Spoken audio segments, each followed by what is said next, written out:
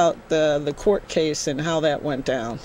Well, like I say, after the 4 days in jail, there was a great rallying of the people for me. You know, it could be bigger, but it was good enough to get me enough to get me out of there. Did some stories, right? And so they had to get me out of there. And once they got me out, you know, they had these charges. They had 5 charges originally, and they were felonies. And then they dropped them down to misdemeanors of trespassing, resisting arrest, 2 counts, and assault on an officer, 2 counts. And the claim was that I have bit somebody on the glove. But, you know, that's something that anyone can... I was bit on the glove. There's no proof there. How can you... You know, there's no teeth marks. So we know that I don't bite. I feel like it was very racist and very racist to say that, you know, as a woman of color, I would bite these white men. You know, like I'm an animal, and I'm a very esteemed woman. And even in a situation where I fear my life, I don't turn into an animal that starts biting and clawing. You know, I did my best to remain calm and show them, you know, that I'm not, you know, aggressive in this situation. It's outrageous behavior, and it was so overkill. It was Well, unbelievable. yeah, so I'm still criminalized at this point, though. My next court case is set at September 11th, where they still feel, although they had to drop the trespassing charges because it was apparent I was at work, they want to press on with the assault and the resisting arrest, which is very preposterous, because if there was no crime, then there's no need to arrest. And there's definitely, you know, the end of the story right there, normally, if we're following procedure. Right. But that is where my lawyers are very confident that whatever they try to do will be victorious. But at this point, although they promised, the DA actually promised on I'm going to say it wrong, July 10th, they were going to drop all charges. But instead they came up with this new story that we feel very confident in our case, and we want to move forward to trial September 11th. Okay. Well, I'm Nadra Foster. I'm going to open our live line, and perhaps our viewers might have questions. 415-621-4473. Feel free to call in with any questions you might have of Nadra. Nadra, you began an organization, or helped start an organization titled Global Elevation Movement. Will you talk a little bit about that?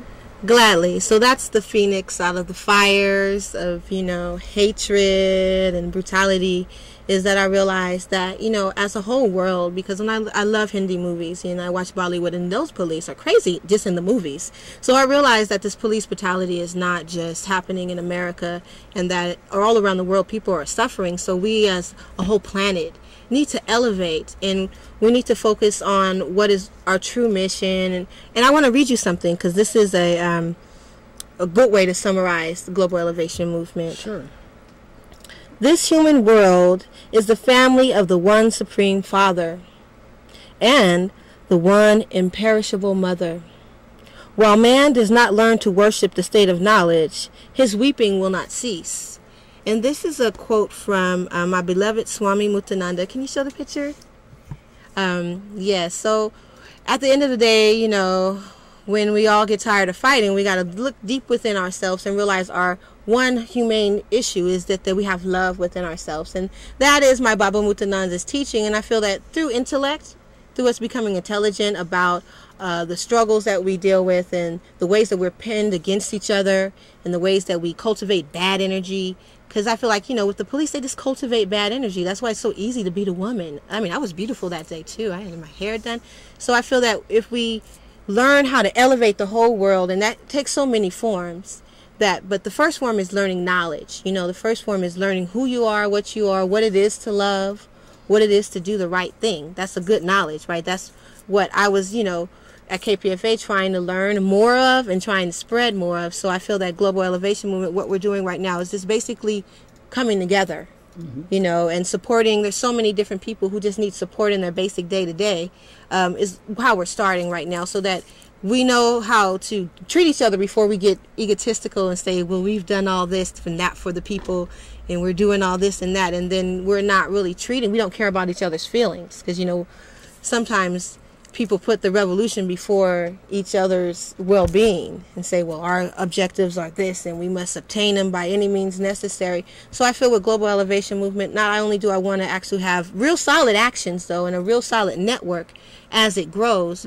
but real good vibrations, us really treating each other well, because that's why I see a lot of the movements have fallen apart is when people stop treating each other in the most up high way, in the most good vibrations and loving way. Right on. And I understand that you're planning to file a civil suit with regard to the behavior of the staff, which apparently has shown no remorse whatsoever for having provoked this incident by calling the police in the first place. And, well, talk about the civil suit that you're planning. Well, I would have to say that there's a few big fires and a lot of large places that are going to have to burn, unfortunately, due to this, or fortunately, it may be in divine planning. But not only is KPFA a place that's going to have to be held accountable because they've completely disrespected me as a professional and not offered me one bit of support. Instead, you know, it's just been very ugly and negative. So unfortunately, you know, I have been giving them the benefit of the doubt, but at this time, you know, they've left me no other resource but to hold them responsible, as well as Alta Bates Hospital, which did not treat my hand. Like I say, my hand is paralyzed. And the doctor came in and said she is fit to be incarcerated and never took one look at my injuries. If she had, she would have saved me a whole year of agony by giving me proper care. So Alta Bates Hospital is also a place liable. That's going to have to be responsible legally, as well as the city of Berkeley and their police department, because not only were there 2 men, you know, assaulting me, there were at least 10 others, you know. Yeah, I understand that when you yelled for help, somebody called for backup. They called for backup. Anita Johnson came in when the first 2 officers were doing their Wild Wild West routine. And she's a regular programmer at yes, KPFA. and she was screaming in my defense for them to leave me alone. And she's also a woman of color, so I guess that was just what was on target that day. So they called for backup against her as if she was an agitator or an aggressor, when she was an employee who was distraught at seeing her coworker being attacked. All those officers came in on me that were called for backup, and I just can't describe that. Describe for our viewers. The Tarantino moment, which is totally, totally unacceptable in a real world, you know, where we are loving people. We're not, you know, we're not sadomasochists here. That's not the day, you know, that's not what we eat and drink. That. So I'm going to reject it and call them to be accountable for that kind of behavior and endorsing it.